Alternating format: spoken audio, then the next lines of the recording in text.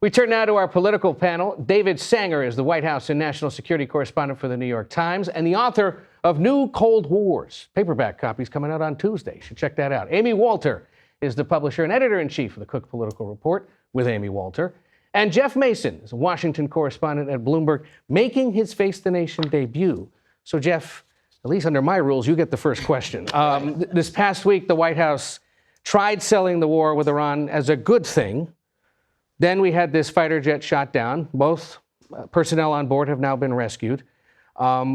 How's that sales pitch landing with the American public? Well, number one, I think it's right to call it a sales pitch, and it's a late sales pitch. The president did not give an address like that at the beginning of the war, which most presidents would do before a military conflict. Number two, in that address on Wednesday night, he really used sales pitchy language, talking about how long previous wars have been, how this is not going to be that long, going back to World War I and World War II. But then the political risk to those remarks and his entire sort of strategy rhetorically skyrocketed after an airplane was shot down in Iran. So certainly the fact that they have found that crewman is a huge political win for him, but there is still substantial political risk because, to your question, this is a very unpopular war. There's still some support within his base for it, but polling shows that Americans writ large do not. So this is still a timeline, the 2 to 3 week conversation, more rooted in perhaps economic considerations and military goals, at least based on your report? He is under significant pressure because of the gasoline prices being up. It also has taken away, speaking of rhetoric, a talking point that he's been very happy to use for the last year and a half, saying that he's responsible for having brought prices down. Now he is clearly responsible for having brought prices up, and that's something that Americans will think about when they go to the polls. So, Amy, this was supposed to be the year of affordability for the White House and Republicans. It's not really, at least that's not the focus right now. I mean, our polling, for example, 84% of Republicans are still with him on this war, but nearly 70% of independents disapprove of military action. This is all, I mean, it's this April. Is all churning up. Churning towards trouble in November, right? Yes. Now, look, it is only April, so we still have time for this to move its way through the process. And it is true that the president now is looking at his lowest approval ratings of his second term this week. And a lot of that is driven by the fact that he's lost the sort of strong support from Republicans. So I don't think Republicans have left him.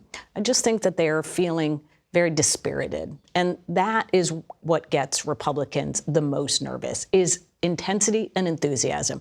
Democrats are fired up, Republicans are not. If that continues as we move through this electoral season, that's when things get really bad for the Republican Party in November.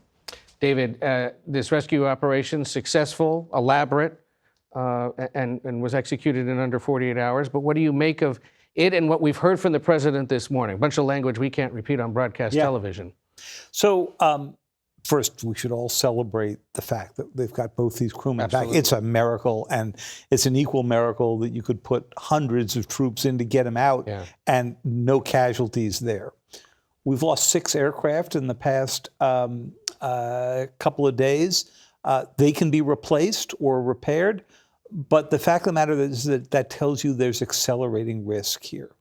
And if you took the president's threat this morning to go after bridges and go after the electric grid, we'll set aside for a moment, Ed, the fact that these would probably be war crimes under the Geneva Convention. The White House will argue it wasn't because it also feeds the military.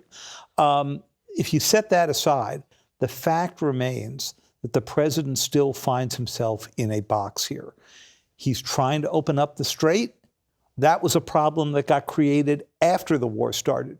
He has not really explained how he's going to deal with the nuclear material and near bomb grade material. He said that was a reason to go in. This past week, he said, oh, I don't really care about it that much. It's buried deep. We'll watch it on satellite. Well, we were watching it on satellite before the war started, right? And I know he says there's been regime change, but we haven't seen much regime change here. We have just seen a change of personnel.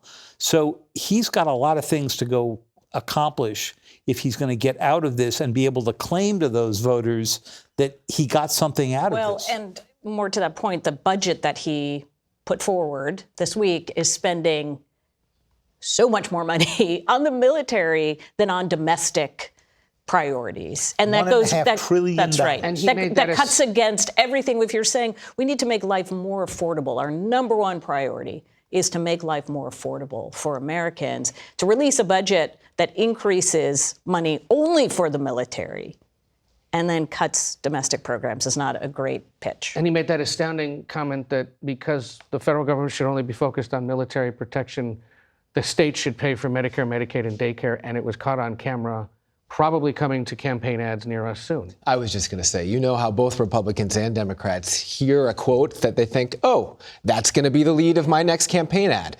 That's one for Democrats. And he's not just losing some Dems, certainly and independents going into this election, but he's testing the tolerance of his base. I was at CPAC a little over a week ago, and there were a lot of grassroots supporters there who said, we still support President Trump, we still support this war.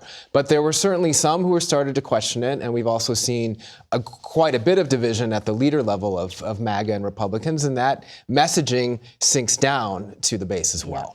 In our remaining moments, Amy, I want to start with you. You heard Governor Moore, more than happy to criticize the war effort, but failed to provide any specifics on what he'd do differently. And that, while Republicans are in a bit of a pickle this year, Democrats aren't much liked. This is what's going to be reason. fascinating. This 2028 election cycle that we are very close to bumping into, believe it or not, is going to be the first election in 10 years where Donald Trump is not the centerpiece of it, or where candidates would do well to not make Donald Trump the centerpiece of it. I think Americans are looking for both parties, an idea of who these parties are, what they stand for, what they're going to do for me, rather than how they're going to fit into a world that Trump has really dominated politically for the last I gave him credit for the idea. I was intrigued by that buckets theory that he had, but he clearly couldn't fill it. Well, and that's part of the problem. We're at this place, and you know, because you're going to be at a lot of these games. This is spring training for politicians right now, and this is how they get their swings in. In our remaining minute, David, I'd be remiss if we didn't mention today the ouster of Army Chief of Staff General Randy George, essentially pushed out by Pete Hegseth. What does removing someone like him do to the officer ranks and to the rank and file overall? So I think what surprised people is the degree to which Secretary Hegseth has reached way down into the system. And the split with Randy George was in part over Hegseth's insistence that they not promote 2 black and 2 women candidates for 1-star general. Very rare you see anybody get into that. Just one last quick point on your interesting interview with Governor Moore. What I think Democrats have to get their heads around now is, what are they going to say about Iran? Can we leave nuclear material there? What are they going to say about the priorities of a president who has not emphasized China, which we have been told is the existential political and economic and technological competitor? And we haven't heard that from them yet. We have not. We will wait to hear from them about that in the coming months. Thank you all for being here.